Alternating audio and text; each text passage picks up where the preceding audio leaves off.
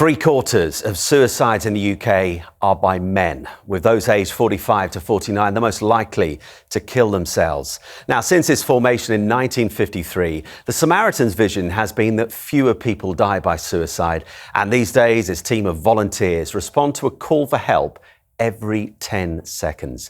I'm joined now by Ben Phillips, Head of Service Programmes at the Samaritans, and Andy Baines-Vosper, who's one of those who put out a call for help. And Ben, the fact that 75% of suicides in the UK are by men is a shocking statistic. It's a simple question to a complex issue. What do men need to do better? I think understanding the importance of opening up and talking to one another, to the women in their lives as well.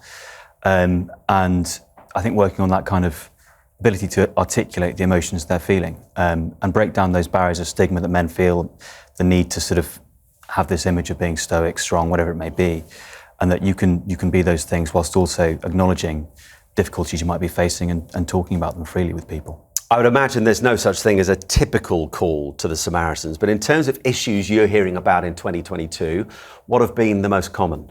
So you're absolutely right. There's no typical call that we take at Samaritans. But over the last couple of years, there have been some issues that have risen more often than others. Particularly with lockdowns and things, you'll see social isolation coming up quite a lot, as well as bereavement and people who are obviously very distressed that they haven't been able to grieve properly.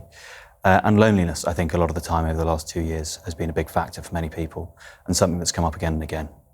And Andy, you found yourself in a place in life where you needed to pick up the phone to the Samaritans. When you did, what were you expecting to hear at the other end? I didn't know at the time. All I knew was that the areas, I knew I needed support. I knew I needed someone to talk to. I was in a very bad place and I didn't know who I could go to. I knew I had to get that support and I didn't know what to expect. I wanted to reach out to various different people and reached out to Samaritans and hoping that someone would be there just to listen and to help in some way. And since that first call, how's life changed for you? Quite significantly. That first call was the springboard to the recovery away from depression. I reached out after that call to my employer assistance program, which enabled me to then further reach out to my GP and go through various different means of support up the recovery ladder. It also meant that I could sort of open up to people at home, i.e. my wife, and talk about how I was feeling. And yeah, it was the sort of the springboard for me getting the professional support that I actually needed.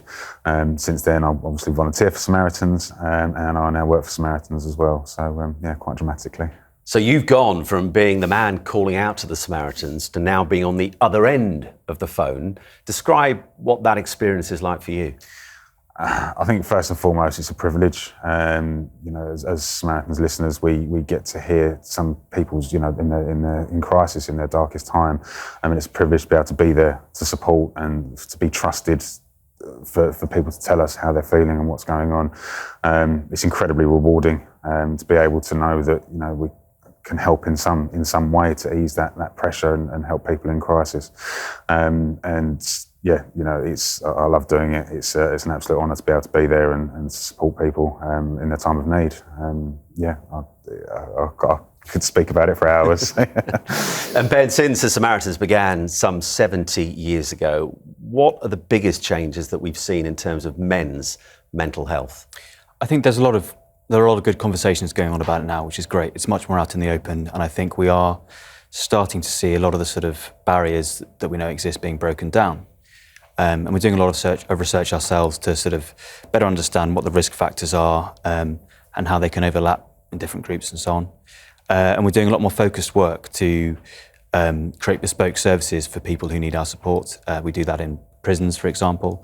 A lot of work more recently with the armed forces and veterans to try to give people the skills to talk about the way they're feeling, to support themselves and support one another, support their wider team. And to, yeah, overall increase that kind of emotional well-being piece that is so important to this. What you're both doing is amazing. Ben, Andy, thank you. Thanks very much.